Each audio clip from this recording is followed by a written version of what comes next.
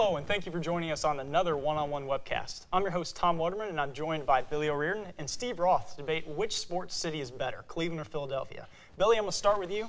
I assume you're taking Cleveland. That's a pretty good assumption. Not sure how you figured that one out. And it's a pretty easy argument for Cleveland.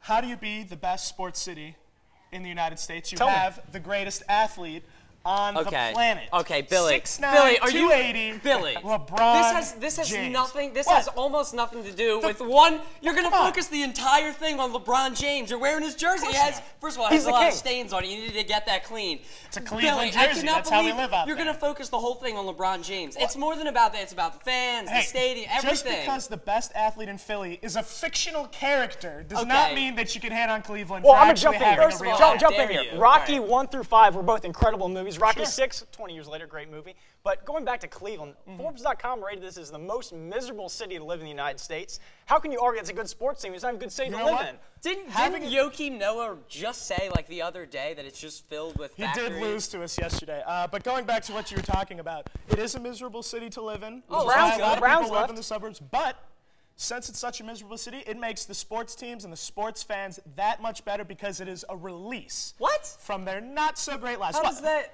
What? How does because the city doesn't have much make the sports better or the fans better? Because tell the me who you fans have then. come out to every single well, game, making our sports great. All right, I'm tired of hearing about your city. Now Tell we're me going to who hear you about got. my Please. city. That would be the city of brotherly love. Oh, we'll get into Everybody that. loves the city of Philadelphia. So much Except for history. the Philly but fans. if you want to talk about sports, we might not be the most successful in championships recently, Phillies. other than the 2008 Phillies. But I will tell you, we have a lot more championships than your stupid team. all Not right? only are you Your not stupid the team. most winningest city, is you are actually the most losingest. Can I say that? Well, if you want to make up words First again. team to 10,000 losses, Philadelphia Phillies. There All are right. 6 teams They've older been than you playing guys. since and 1883. 6 Sorry. teams older than you guys, and you have the most losses. And we can go by win percentage if that would make you feel better.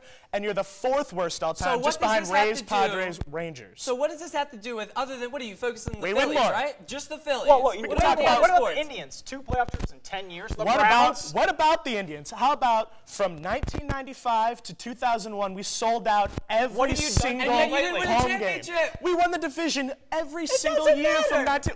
19. So you guys win 1 World Series in 2008 and Okay. 1 more in 1980. The Indians have won 2 World Series since we've been around too. We're even in that category, and you're an older team. All right, listen, Billy. Let's just get. I'm going to jump in here. Okay. I want to hear about stadium quality and fans. Your fans throw snowballs at Santa Claus. Okay, let me defend that though. First of all, the Santa Claus that was supposed to be there got caught up in the snow. This is not a joke, Yeah. so he couldn't attend the game. Really? Listen, there was a drunken gentleman in the stands. I guess that kind of So figures. you rag but- on the backup? No, so the drunken fan that's wearing the Santa Claus uniform comes down to the field. He starts drinking more and dancing. He gets booed by one fan. The guy continues. He goes like this. Keep booing me. The guy was drunk. How is this an argument for Philadelphia? You because Santa you're Claus gonna was bring up- drunk. Whoa, Because you're going to bring up that. Cleveland, you threw beer bottles at refs and they blew Okay, a call. yeah, well, I mean, the NFL had to change the rules because you guys. At least that we were defending our team because the call was wrong and our fans got behind our team. And sure, we got I a little consider carried Santa away. Claus on but everyone's come team, on. but that's just they me. booed a First kid of off the all, field. our stadium, I just want to, I realize that you guys, you have your fans, that's horrible, by the way. But anyway, we have a section in Old Veterans Stadium called the 700 level. Sure. And the reason that the 700 level is known as the 700 level is not only because they sit up very high, but these fans are very passionate. And that is one thing that Philadelphia has. If nothing else, Billy, it has passion. Let me give you a quote right here. A gentleman that writes about Philadelphia football described the 700 level as having a reputation for hostile taunting, fighting, public urination, and general strangeness. That is passion And you in know Philadelphia. what? That would be very nice if Cleveland didn't have the dog pound. The Green Bay And Packers yet, stole the when's the greatest last time they tradition in the won a Lambeau League championship? from us. When's the last time they won a championship? When was the last time the Eagles won a Cleveland has championship? not won a Whoa, I'm gonna championship jump in in any here. sports since I'm gonna jump in here. 1964. Philadelphia has been much more successful of late. 8 playoff trips in the last 10 years, 5 NFC title games they've made in the last 10 years. But Cleveland, I mean, what's your argument? The team left your city because you guys couldn't win. And you know what?